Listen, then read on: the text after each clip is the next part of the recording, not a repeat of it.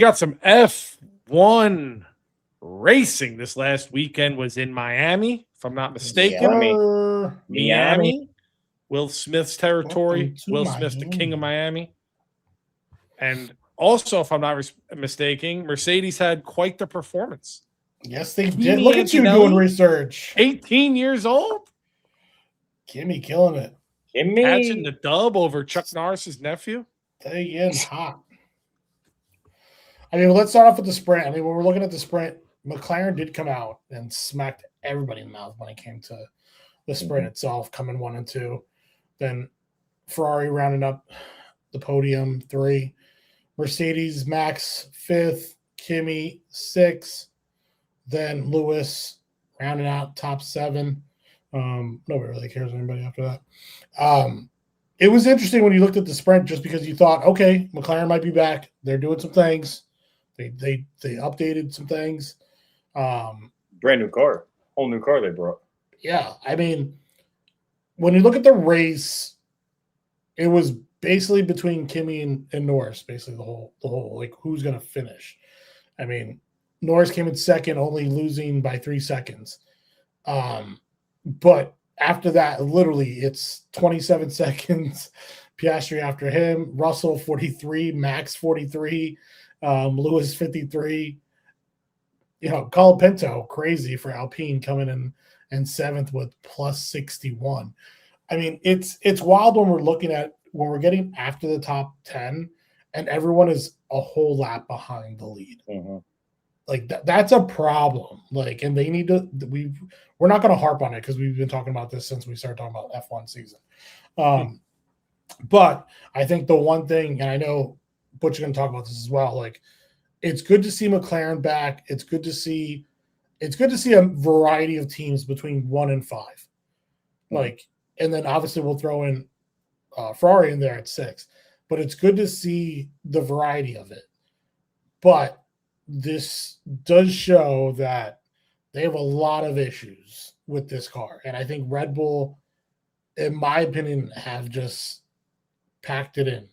I mean, we'll see what they do in the summer, but I think they're just looking forward to 2027 at this point. Like, I just think that it's kind of like chalking it up to an L and let's go. And that's just, for me, obviously we could look at Max all day, but Max is a great driver, right? We need to look at Hadjar, and Hadjar didn't even finish. Like that's a problem. Like obviously there were some water issues in Miami, like there always is, but I mean their car, there's something wrong with their car, and I don't know if Ford's going to be able to figure it out. Now, is it Red Bull's new engine that's completely giving them problems, or is it? I think it's just this new setup. Like Mercedes have been doing the engine battery for a long time. Like they've got it down mastered. Ford. I mean, look at Ford just came into the electric car. I don't know. Something's definitely up with that car. Max finishing, top 5 is just pure off talent. It's just what he's able to do in a car is what keeps Red Bull relevant. Because if there was any other driver in there, Red Bull, they'd be down with like the Alpines and the Williams, but him being a natural driver, he's able to keep them relevant. I mean, we talk about it in the chat with our one buddy from work.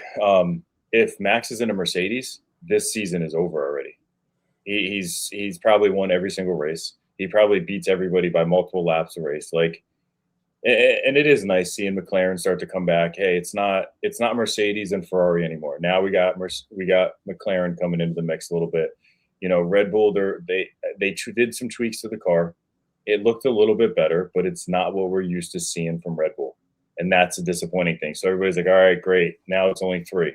Like, you like seeing that mixture of all the teams, like Mike said. I do truly think that Mercedes sandbagged the shit out of that sprint. I mean, they wanted McLaren to think, oh, this new car we got him now. And Kimi just sat back there and just chilled, probably had music on, listening to his Kids Bop 13. And then all of a sudden they did the qualifying, they did the race, and he was like, okay, game on. And Toto sat there and went, go ahead. It was just like their car is just nasty. I mean, the way he That's what I wanted to ask around you people. is Antonelli a better racer than Verstappen, or is he just in a No. better car situation kind of thing? And how that car much does is that make a difference? Like, how much is like I guess my question to you guys is let me pass it over. Let me ask you this first, Butch. How different is it, like in terms of talent to racer, like talent of the racer and like the car? Like, where does it go in like the meter? Like, where would you so rate? so last year you had to be a driver to drive these cars. You had to be a driver. You had to know the turns, you had to know how the car felt, you had to know the setup on it. The way this car is this year, you have to be a gamer. You have to know when to utilize that boost, when to utilize the battery pack, when to coast with the motor to hit the thing. And somebody like Kimmy, who he's a good driver, I'm not taking anything away from Antonelli. He is a good driver, but he is not in Max's level, and he is able to hook up that car the way he wants to with the battery and the engine and when to use it. Because look at those kids. I say that because we're old now, but those kids grew up playing these games. So Yeah. like to them, they're used to this, and it's his car is what's destroying it. Because if you take a car and make it identical, Max runs all over him, probably laps him.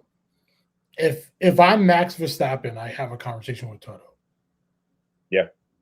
That's Charms, just let me ask you, if do you think Antonelli, right? Is it that he's just that car, like the like what I'm trying to say is like the power of that car, or do you think he's just able to program with that car better? Like I if you think were the to take best way him to out of that describe car it, and put him in a yeah, different I think car, is it if completely you different?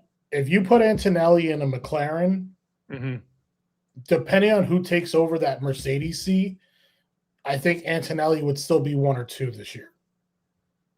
Right? Hmm. But if you put Verstappen in George Russell's seat, which is what Toto should be doing, or at least Mhm. discussing, right? If you put Verstappen in George Russell's seat, Verstappen's in first all day.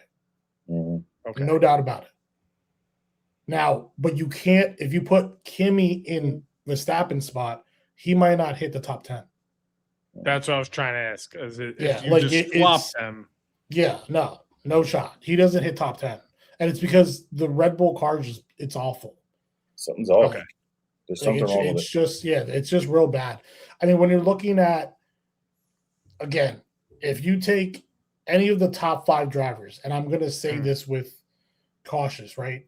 So if you take Norris, Piastri, Verstappen, Lewis Hamilton, or Charles Leclerc, Mhm. you take any 5 of them and put them in a Mercedes right now, they're number 1. Okay. Hands down. They're number 1. And there's nothing, again, just like Butch just said, there's nothing wrong with Kimmy. Kimmy's a great driver. He's showing he's better than Russell, right? But I don't know, like, Toto needs to understand, like, Kimmy's the future. He's 18, right? He's going to, Mhm. as long as nothing happens, knock on wood, to him, he's going to be racing for another 15 years. Mhm. But is he a world champion? I don't know, right? So George Russell is showing that he is definitely not a world champion. He is a number 2 at best.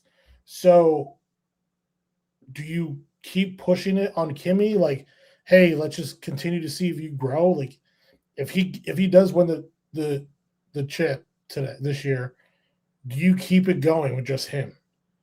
Or do you bring somebody like Max in for that other seat to be like, our car is great. We just showed you that. We won with somebody who shouldn't have won. Mhm. And you are on you're number 1. You're a world champion. As long as you do what Kimmy just did, you're gonna do the same exact thing. And I think That's what's My going to me. be question. interesting is when all these cars and teams figure this out, when everybody's finally got this car down pat, is Kimmy still relevant? That's when we can look back and say, Mm. you know what, he was a good driver, or hey, his car was just ahead of its time. Everybody's caught up to him. All the cars are the same now. Now the best drivers win. And if he's not relevant, then we know, looking back, it was that car.